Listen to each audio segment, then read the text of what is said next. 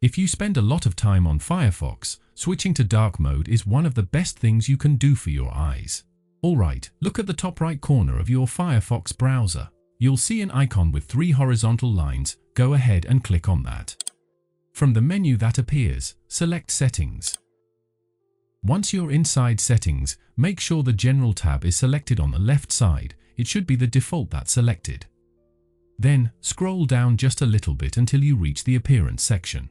By default, the current option set to Automatic. So if your system is in light mode, Firefox will be in light mode too. To switch to dark mode, just click on this dark box. And just like that, Mozilla Firefox switches to dark mode. To make sure all the changes are fully applied, go ahead and restart Firefox to make sure everything reflects correctly. As you can see, Mozilla Firefox is now completely in dark mode. A much more comfortable experience, especially for long browsing sessions.